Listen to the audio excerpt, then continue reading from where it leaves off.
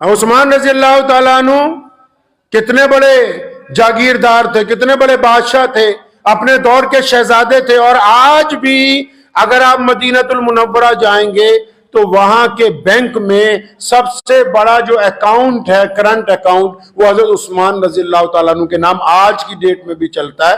जितने उनके बाकात हैं, उनकी जितनी आमदनी है उसमें जमा होती है, फिर उस आमदनी से दुनिया के मुख्तलिफ मुल्कों में गरीबों को जो है वो पैसा भेजा जाता है आज की तारीख में भी। उस्मान रजी अल्लाह ताला अन्हु के मुतालिक लिखा है, जब से हजरत अबू बकर खलीफा थे, सुनिए, अगर अल्लाह ने आपको दौलत दी है इसलिए नहीं दी कि अय्याशी करते फिरो, इसलिए नहीं दी कि शराबे पीते फिरो, इसलिए नहीं दी कि बहुत ज्यादा महंगी गाड़ी में बैठ के किसी गरीब के कपड़ों पर कीचड़ उछालते हो जाओ, इसलिए नहीं दी कि बहुत ज्यादा महंगे कपड़े पहन के किसी गरीब से हाथ ना मिलाओ, इसलिए नहीं दी कि प्लेट में आधा खाना छोड़ दो। इसलिए आपको अल्लाह ने दौलत दी है कि तुम इस दौलत के जरिए अल्लाह के बंदों की मदद करने के लिए तैयार रहो। गलतफहमी हो गई उनको। नबी अलैहिस्सलातु वस्सलाम घर में तशरीफ लाए, रोटी का टुकड़ा गिरा हुआ था, आप सल्लल्लाहु अलैहि वसल्लम ने उठाया, उसको झाड़ा, साफ किया, उसको तनावुल फरमाया, खाया उसको। हम सब की माँ अम्मी आयशा रज़ियल्लाहु ताला अन्हा मौजूद थी। बड़ी तारीखी बात, नबी अलैहि सलाम ने तो जो फरमाया है ना उसका तो मतलब नेवल बदल कोई नहीं है। फरमाया, आयशा ये रिज़्क इज्जतदार चीज है। क्या है ये? इज्जतदार चीज है रिज़्क। अगर ये किसी से छिन जाए तो फिर वापस नहीं आता। अगर लोग इसकी इज्जत ना करें तो फिर वापस नहीं आता। जो लोग रिज़्क की बेकदरी करते हैं, जो लोग दौलत की बेकदरी करते हैं, फिर नहीं आती ये, क्योंकि इज्जत का ही तो मामला है सारी दुनिया में फंसा हुआ। अबू बकर सिद्दीक रज़ियल्लाहु ताला अन्हु खलीफा थे। एक साहब यमन से चले, उनके ऊपर कर्जा था 3000 दिनार का, बहुत बड़ी रकम। 3000 दिनार उस दौर के आज के 30 करोड़ रुपए समझिए, बहुत बड़ा जिम्मेदार था, उस पर कर्जा हो गया 3000 दिनार का। सीधा मदीने पहुंचा, अबू बकर सिद्दीक खलीफा थे।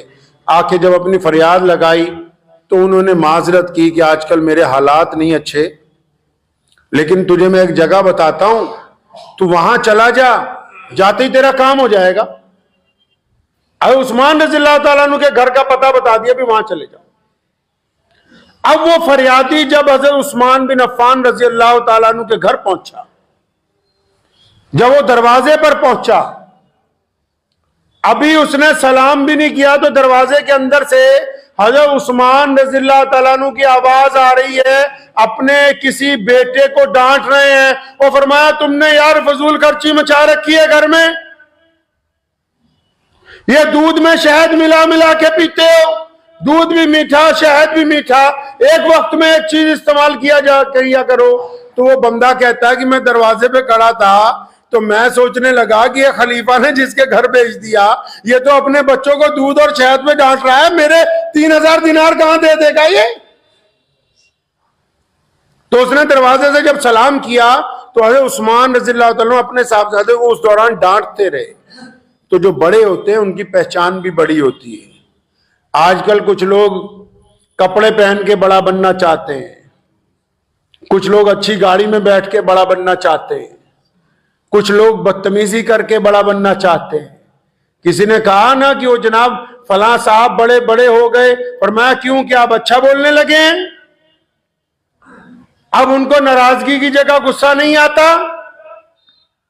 बड़ा बंदा अपने कद की वजह से नहीं बनता, अपनी चमड़ी की वजह से नहीं बनता। सैयदना बिलाल रज़ियल्लाहु ताला अन्हु का रंग काला है और वो हबशी हैं और पांव में जूती नहीं है, कपड़े फटे हुए हैं, लेकिन अल्लाह ने उनको मुअज्जिने रसूल बनाया। और रसूलुल्लाह ने फरमाया कि बिलाल कि जब मैं क़यामत के दिन जन्नत में दाखिल होऊंगा तो तू तो मुझसे भी आगे होगा। साहबा ने कहा, या रसूलल्लाह ये कैसे? फरमाया, जिस ऊंट पर मैं सवारी करूंगा उसकी मुहार बिलाल ने पकड़ी हुई होगी। तो बड़े होते हैं। अगर बड़ा बनना चाहते हैं तो अपने मिजाज में आजिज़ी लानी होगी, अपनी जुबान से नफरत को निकालना होगा। तो उस्मान ने जब दरवाजा खोला ना, बड़ी कीमती बात कही, क्योंकि बड़े हैं। कहने लगे, वो भाई अल्लाह के वास्ते माफ कर दे, तुझे बाहर जरा चंद मिनट इंतजार करना पड़ा, मैं अपने बच्चों को कोई बात समझा रहा था। अपनी बैठक खोली जिसको ड्राइंग रूम कहते हैं, उस्मान रज़ियल्लाहु ताला अन्हु की कोठी पे गया था, बिठाया तो अपने खादिम को बुलाया, फरमाया मेहमान है कुछ खाने के लिए लाओ। तो मेहमान जो है उसके लिए जो खादिम जो है वो खजूरों का हलवा लेके आया, दूध लाया, दूध में शहद मिला के लाया। तो मेहमान कहता है मैं सोचने लगा अपने बेटे को तो डांट रहे थे कि दूध में शहद मिला के ना पियो, मुझे तो 3-3 चीजें इकट्ठी मीठी दे रहे हैं। तो अक्सर लोगों के दिल में सवाल आने लगते हैं, कहीं जाते हैं तो 200 सवाल दिन में होते हैं, भी ये भी पूछ लें वो भी पूछ लें। तो कहने लगे जब मैं दूध पी चुका, हलवा खा चुका, तो अभी मैं कुछ पूछने ही लगा था, तो अपने फिर खादिम को बुलाया, फरमाया वो जो इस मेहमान के लिए हमने ऊंट तैयार किया है वो लेके आओ। तो वो ऊंट जो है जब पेश किया गया उसको लेके आए बाहर अपने सहन में, फरमाया इस ऊंट पर तुम्हारे लिए तुम्हारे सारे घर वालों के लिए नए कपड़े ला दिए, 5000 दिनार इस ऊंट के थैले में डाल दिए, यहां से यमन तक के लिए सूखा खाना, सूखे मेवे वो भी अलग से इसके अंदर डाल दिए गए, पानी का मिश्कीजा भी तैयार करके रख दिया गया है। अल्लाह तुम्हारा सफर आसान फरमाए, जाओ। तो कहा मैं तो 3000 मांगने आया था, 5000 दे दिए। मैं जब ऊंट की महार पकड़ी तो मेरे दिल में बिल ख्याल आया, मैं कहा अजी हजरत ऊंट क्योंकि कीमती है, आज भी बहुत कीमती है। मैं कहा हजरत ये ऊंट कौन वापस लेके आएगा? और उस्मान ने फरमाया कि भाई वापस लेने के लिए तो दिया ही नहीं, ये भी शादी में हदिया। तो कहने लगा फिर कि हजरत अच्छा एक बात तो बता दो, आपको हजरत अबू बकर ने पैगाम भेज दिया था? और फरमाया भाई ज्यादा बातें नहीं किया करते, काम हो गया है, बस अल्लाह का नाम लो, जाओ। जब ऊंट पे सवार होने लगा फिर थोड़ी सी खुजली हुई, कहने लगा जी हजरत एक बात और बता दो। भाई पूछ ले जाते जाते क्या मसला है।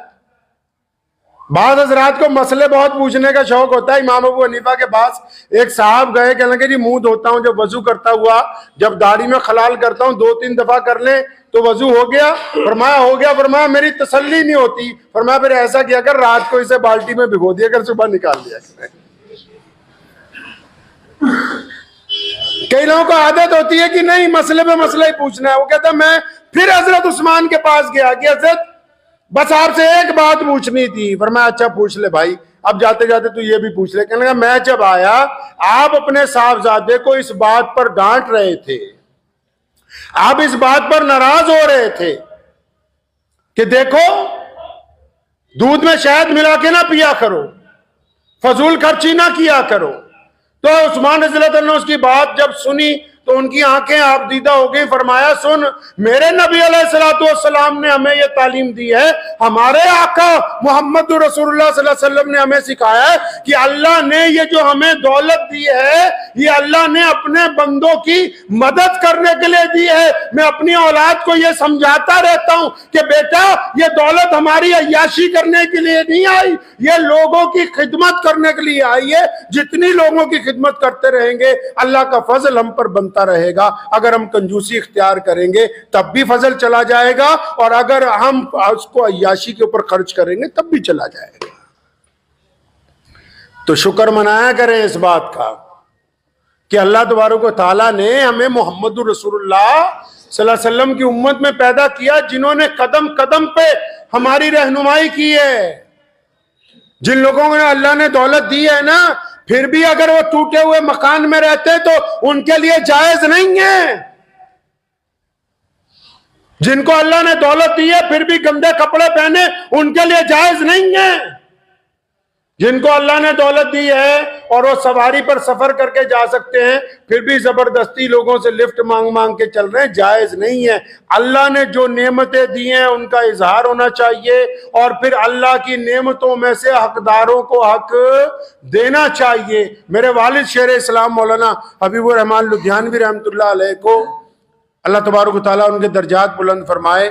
हमने सारी जिंदगी उनके साथ गुजारी, तमाम बातें उनसे सीखी। बड़ी अजीब बात उनकी ये देखी कि जब कभी यार दोस्त कोई आ गया, कोई मुसलमान आ गया, कोई जरूरतमंद आ गया, अगर उसने आके कहा ना जी हजरत कर्ज दे दे, कर्ज दे दे।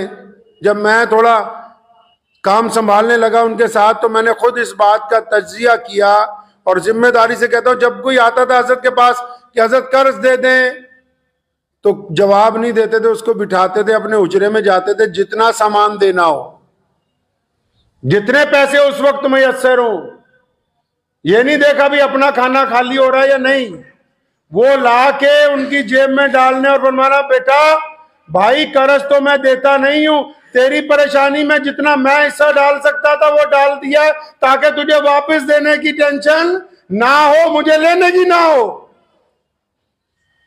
सारी जिंदगी ऐसे गुजारी, तमाम लोगों के साथ यही मामला किया। प्यारे नबी सल्लल्लाहु अलैहि वसल्लम ने उम्मत को ये बेहतरीन दीन अता फरमाया है। आप ये देख लें कि हमारी इबादत जो हैं वो इस बात की अलामत है कि अल्लाह तबारक व तआला ने आपको बेहतरीन इंसान बनाया है। तो इसलिए कंजूसों को मेरी गुजारिश है बड़ी, जो भी हजरात कंजूसी करते हैं, पहले तो अपने हालात अच्छे कीजिए। अगर आपको अल्लाह ने दौलत दी है उसका इजहार होना चाहिए, और बस उस हद तक अच्छे कीजिए जितनी जरूरत है। मौला अली रजी अल्लाह ताला अन्हु गुजर रहे थे, गोश्त फरोश ने कहा कि हजरत सामान पैक कर दूं, फरमाया नहीं आज कुछ नहीं है जेब में। हजरत ऐसा उधार ले जाइए, फरमाया क्यों, अपने पेट से ना उधार कर लें जो तेरे से उधार करना है। कर्जों में ना फंसे, ये कर्जे अच्छी चीज नहीं है, सूद अच्छी चीज नहीं है। अगर जितना गुजारा खुददारी के साथ हो सकता है, अल्लामा इकबाल रहमतुल्लाह अलैह का किस्सा मैं आप लोगों को बार बार सुनाया करता हूं। उनका बेटा इंग्लैंड में पढ़ता था तो उसके पास पैसे खत्म हो गए, ये भी वहीं से पढ़ के आए थे, वहां वकालत भी करते रहे। तो बेटे ने अल्लामा इकबाल को चिट्ठी लिखी कि अब्बा जी पैसे खत्म हो गए, अभी महीना खत्म होने में 10 दिन है, आप अगर कहें तो फलां बैरिस्टर जो आपका दोस्त है उसके पास जाके चंद पाउंड ले लूं, उससे कुछ पैसे उधार ले लिए जाएं, जब महीने बाद आएंगे तो दे देंगे। बेटे को खत के जवाब में खत नहीं लिखा, पूरी नज़म लिख के भेज दी। फरमाया खुदी ना बेच, फकीरी में नाम पैदा कर।